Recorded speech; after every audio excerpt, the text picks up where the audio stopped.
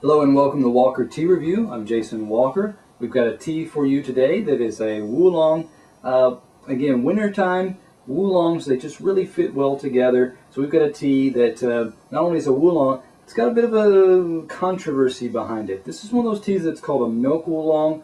There's a lot of clarification that needs to be made as far as, does milk oolong actually mean that it's been steeped in milk? Although there are tea vendors, retailers who say that their tea has actually been scented with milk. There are others who say, no, milk oolong is a specific varietal. No, milk oolong is a varietal that has experienced certain climatic conditions, whether it's rainfall, sudden drops in temperature, that create milk oolong tastes. So let's look at this tea, see what we can discover about this tea from the taste.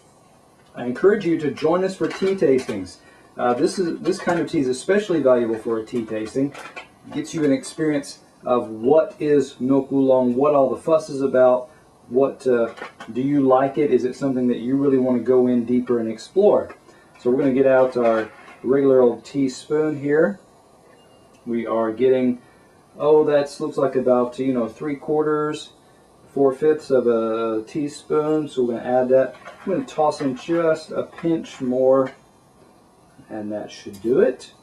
This tea is called GoldenLily and is from Naivetea. We'll talk about this tea a little bit more, but we've got this water that's been brought to a light boil, starting to kind of roll, and then we allow it to cool just a little bit so that we can get ready to steep it here. Now we're going to bring it pretty close to the top. These are tightly rolled balls and they're going to loosen up quite a bit, which, by the way, a oolong is not the kind of tea that you want to try to fit into one of those wire tea balls. I don't recommend those to begin with, and I especially don't advise using them with a oolong that has been rolled and balled like this. They just need the space to fully expand and release their aromas and flavor. So set that aside. Let's talk about this tea for just a minute.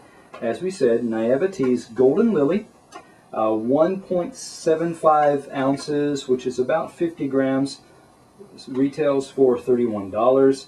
Again, their website describes this as a kind of milk oolong. Talk a bit about that in a minute. It is an organically certified tea as well. Okay, so first off, we're going to take a look at the dry leaf and make a few notes. Again, join us for a tea tasting so that you can find out about the kind of teas that you want to learn more about. You can get together with friends. You could arrange a group tasting. You can taste with us here on your own. You can interact with other tea tasters, leaving your comments about your experience of steeping this tea and tasting it. So let's give this one a smell and talk a little bit more about it. First off, you are getting a kind of a honey type caramel aroma to this. So there is a definite sweetness to this. Nothing that's really standing out to me as milky quite yet, or even, if anything, there could be a sweet buttercream. But again, that's light. This one right now is tending more towards kind of floral sweetness, honey sweetness. Okay. When you look at these leaves, though, they look like a lot of your other green rolled oolongs. That just a note there. Some people will say oolong, double O. The Chinese mainland pronunciation is often wulong, W-U, wulong. So you've got, for this wulong, you've got rolled into balls, you've got a yellowish green, ranging to a bluish green type color, so they look very vibrant, verdant. You have what look like little pieces of brown stem compacted into this, which what it usually indicates is that these are the tips of the plants, the tips that have two of the younger leaves, sometimes three, and a tip at the end of that, all connected along that little piece of branch or stem there of the bush. So, and that's pretty consistent what you're getting. Leaves, tightly packed, rich green colors. So we'll set that aside and see if our leaf has had enough time to actually steep and release some color and aroma. Bring this ever so gently. We've got some water that has, because the steam is built up and things have expanded in here, pushing some of the water out to the edges of our bowl. And we are going to open this up, and yeah, we've got some rich golden color. Especially if you look down through, the bottom seems to be a richer color already in comparison with the top. So let's give this one a pour. Middle finger and thumb on the rim. You can use your other ring finger and pinky on the back here for support. Index finger has to go on the top of the lid so that the lid doesn't fall off when you pour.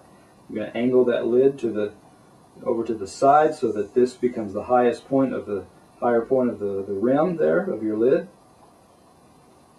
And here we go.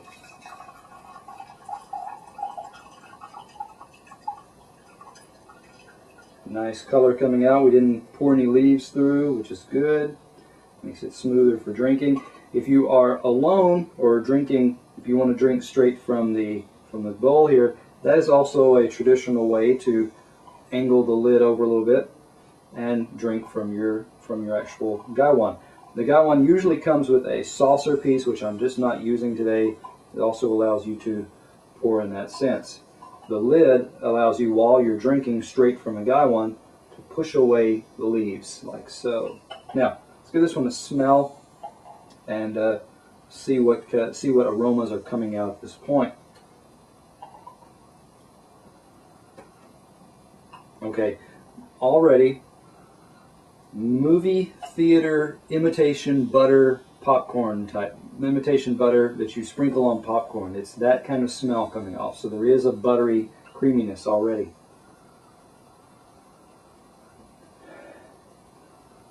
I've had teas that were labeled jade oolongs that had similar kind of aromas.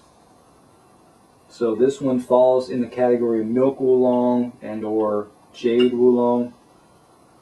Can have a buttery type texture to them, or aroma.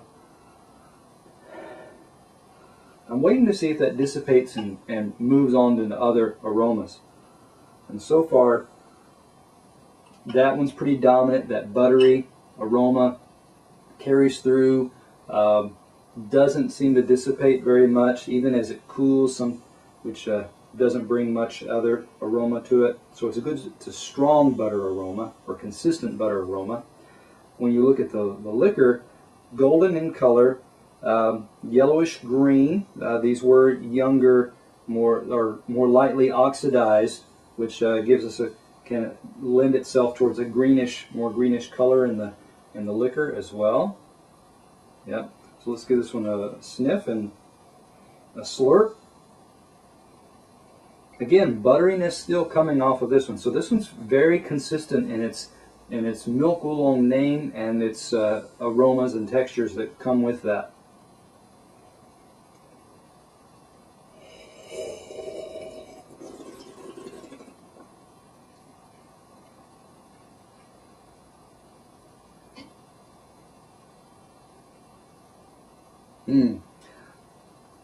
Especially the aftertaste. You're left with this coating, this kind of buttery, salty, buttery coating on your tongue. So it does carry out that into the aftertaste. The body is, it's not the heaviest oolong body that I've had. It's not the creamiest. So it doesn't give that full milk taste. It doesn't give that kind of, lactose, milky coating on your mouth. But aromas do carry that buttery texture.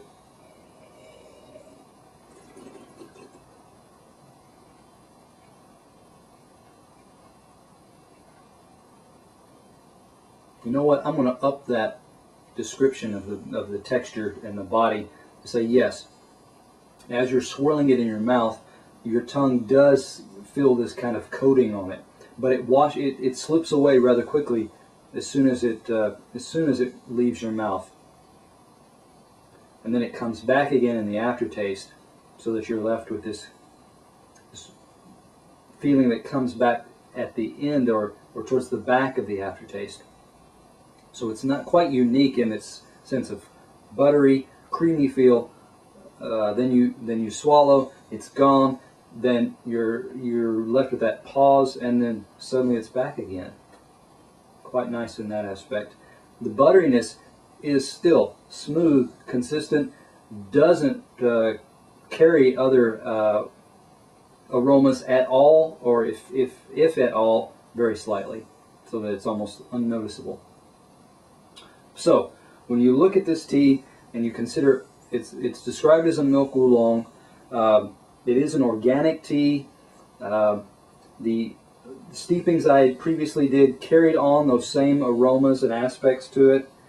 You are left with a buttery aspect, a astringency that is light to maybe medium would be too strong, really. So it's light, strong light, I guess would be the word to use there. At a good medium, smooth broth to it. Again, with a nice combination, fluctuation in your aftertaste that goes from buttery in the taste to buttery texture to gone to hello, and the back of the aftertaste, I'm here again, buttery. So again, that aroma is not something that I would say is real true milk, but comes off more as buttery to me. Okay, so to say that we give this tea a 93 because it does have one of these smoother, more consistent milk oolong characteristics of a lot that are out there, especially with all the confusion as to how milk oolongs are made. We're not going to get into that, but just to say that this one carries a lot of those aromas with it, and is representative of what the good quality oolong, milk oolongs that I've tasted in the past embody.